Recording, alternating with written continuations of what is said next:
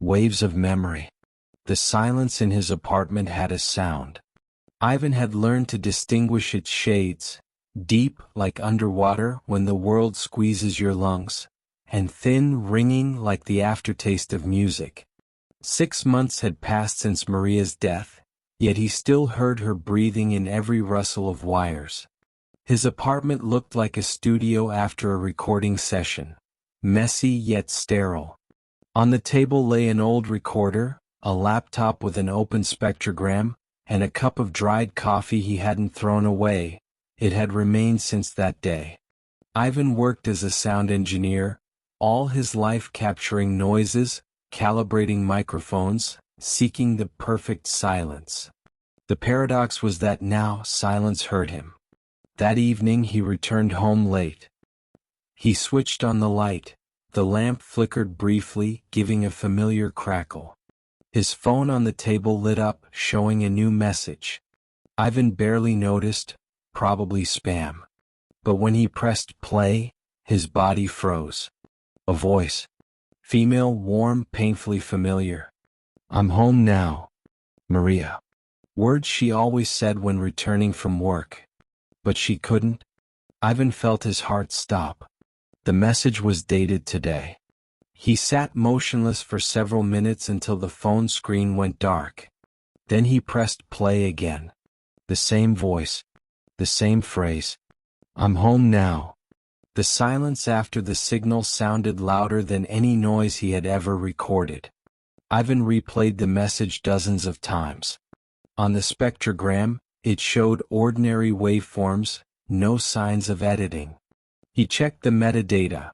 The file was created at 9:14 p.m., from an unknown number, no saved contact. Yet the voice was real.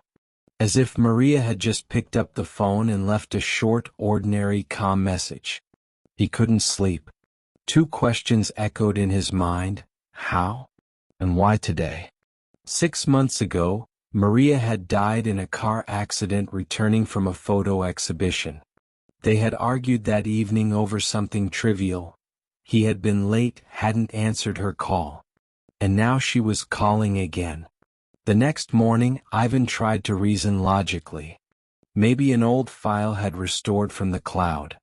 The phone might have glitched, automatically forwarding a copy. But his heart rejected these explanations. Everything seemed too precise. The voice, the pause, even the sound of keys in her hand. He called his colleague Oleg, the only person he had kept in touch with since the tragedy. Could be a network glitch? Ivan asked, trying to keep his voice steady. "Send me the file," Oleg replied. "I'll check the spectrogram." Ivan sent it. An hour later, Oleg called back. "Strange. Everything's clean. But there's one thing. In the spectrogram there are frequencies below the hearing threshold. Like something beating rhythmically like a heartbeat." Ivan felt a cold shiver down his spine. "You're joking." "No. It can't be biological, but it sounds alive." He turned off the phone, staring at it. Suddenly it lit up again. A new message. He didn't touch it at once. He sat, staring at the icon as if at a bomb. Then pressed play. "You forgot to eat again today, didn't you?" Maria's voice was calm, slightly teasing, just as it had always been. But in the recording there was rustling he couldn't identify. And something else, a short intake of breath like words left unsaid. He leaned back in his chair, fingers trembling. This can't be real.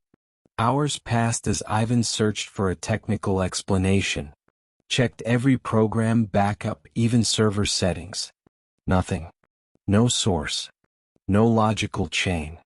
Late at night, about to turn off the phone, it lit up once more. Third message. "Don't look into the silence. She's listening."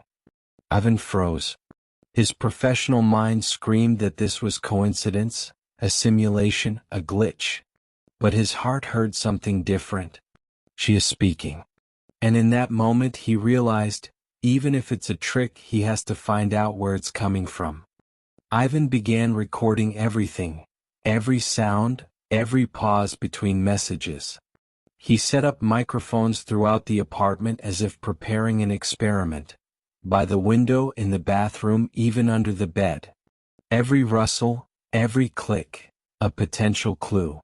The first day passed with nothing. The second, nothing again.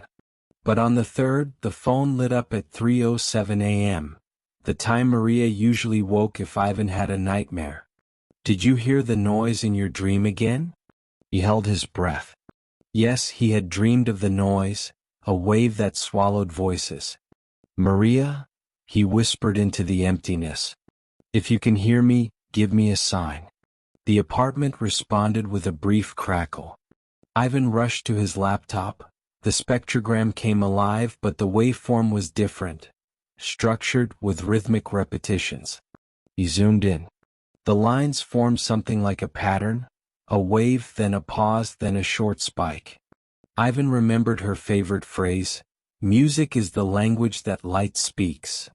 What? He glanced at the lamp. It flickered faintly. At the same moment, another message arrived. "Don't look into the darkness. She's watching." For the first time, Ivan felt true fear. Not because the voice was threatening, but because the words carried a warning, as if Maria was watching him from somewhere. He stopped leaving the apartment. Food, sleep, everything became background noise. His world shrank to monitors, microphones, and her voice. Oleg visited after a few days, trying to persuade Ivan to return to normal life. Ivan explained, "This isn't a memory. Not a recording. I feel her in every wave." "You're listening to dreams again," Oleg said, less harshly than usual. "And they've become music." Ivan realized control over reality was not necessary. His task was no longer to catch the voice but to listen. Suddenly, a short ding, a new message. On the screen. "Don't trust him." Ivan froze. Oleg stood nearby, silent. Ivan whispered. "She knows you're here." Oleg stepped forward, took the phone, but Ivan snatched it back. "Don't touch. You're losing it, Ivan." When Oleg left, the apartment grew cold, as if someone had opened a window. Ivan sat on the floor holding the phone. "Don't trust him." He read the phrase again and again. Could Oleg be hiding something? After all, he had analyzed the spectrogram, he had seen the heartbeat. What if he knew more and kept it from Ivan? That night, Ivan turned on all the microphones at once, recording every inch of the space. In his headphones, a faint hum, like empty radio static. Then a voice barely audible. Not a message, a direct transmission. "Don't listen to them. I'm here. Just come." "Where?" Ivan almost shouted. In response, only static. But among it appeared coordinates, longitude, latitude. The location, outside the city, near an abandoned radio tower long scheduled for demolition. That night, Ivan decided, even if this is a hallucination, he will follow it. If not, he might hear her for the last time. Ivan arrived at the abandoned radio tower late in the evening. Fog clung to his face with a cold, damp grip, and the trees on the slope rustled in the wind as if warning him. This place was not for the living. His phone, silent all day, suddenly lit up with a message. "You're close. I'm waiting." His heart raced. Every step felt both inevitable and perilous. The tower loomed like something forgotten by time and humans. His knowledge of sound helped him calculate the echoes, and then he noticed it. The signal was coming not through the phone but through the tower itself. Waves twisting through the air carried Maria's voice. He switched on a portable recorder, leaving the phone in his pocket. The first few minutes were only noise. Then, amid the hum, he heard familiar intonations. "You can still save me." Ivan looked up. On the platform of the tower stood a luminous figure. Not a ghost, not an illusion, but a waveform outline. Her silhouette, formed from frequencies he could see thanks to the spectrogram. She reached out. "Come with me." Ivan stepped forward. His body felt the cold metal, but his mind refused to believe. The waveform mirrored his movement, like an echo, and they ascended the narrow stairs together. Each step filled the space with sounds he recognized: camera clicks, fabric rustling, breaths. At the top, the signal intensified.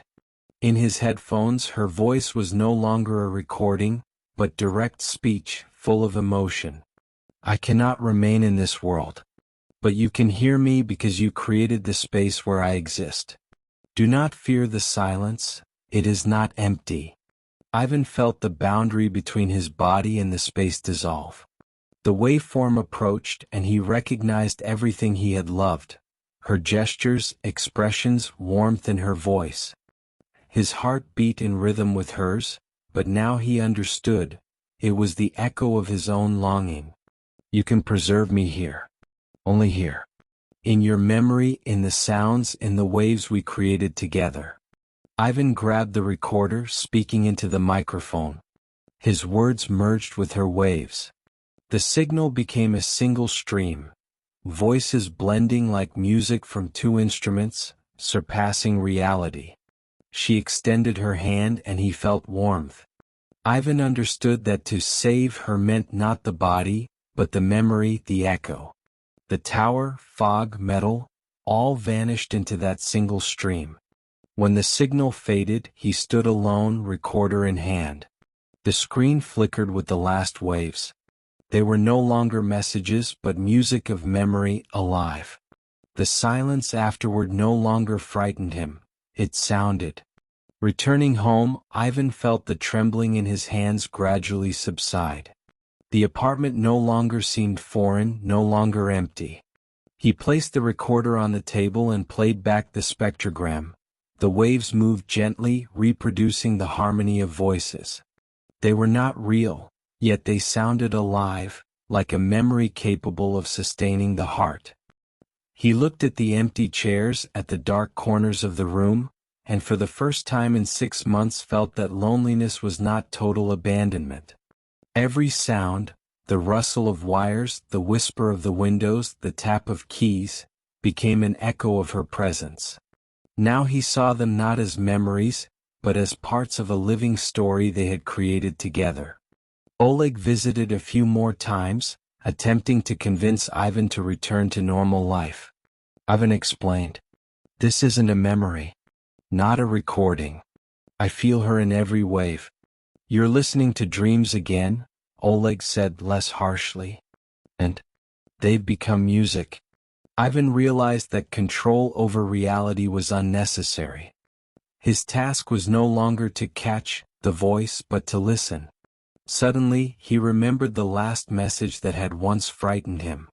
"Don't leave me in the noise." He turned off the phone, but the waves remained, in the recorder, in the spectrogram, in his memory. Ivan smiled, feeling inner peace for the first time. Now the silence had a rhythm, and each sound in it was a sign of life. He could speak into the recorder, and her echoes would answer. In this mutual silence, he found a way to preserve love, even after it had physically left the world. On the last night before sleep, he placed the recorder on the pillow, hugged her old blanket, and heard a familiar whisper among the waves. "I'm here." Ivan closed his eyes. The silence after the signal no longer scared him. It sounded, and he knew he could always listen. Ivan woke at dawn, the first sunlight piercing through the curtains. The apartment no longer felt cold. The light danced on the walls, moving in rhythm with the waves he heard in the recorder. He picked up the microphone, turned on the feedback program, and spoke into it, addressing Maria's echo. His words blended slowly with the waves, creating harmony that filled the room with warmth. Maria's voice became part of his own sound. "I'm home."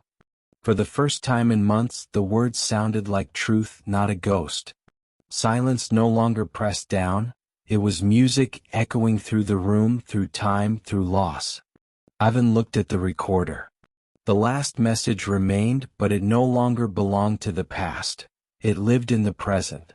In his hands, technology and love merged, and the line between the world of the dead and the living dissolved, leaving only the rhythm he could hear and reproduce. He stood, inhaled deeply, and moved to the window. Outside, a soft rustle, familiar, comforting. The silence after the signal no longer frightened him. It had sound. Ivan understood. Love does not end with death. It transforms into waves, echoes, the music of memory. And every time he listened, Maria was there. I'm home. It was not the end, but a new beginning, in the sounds, in the silence, in the life that continues.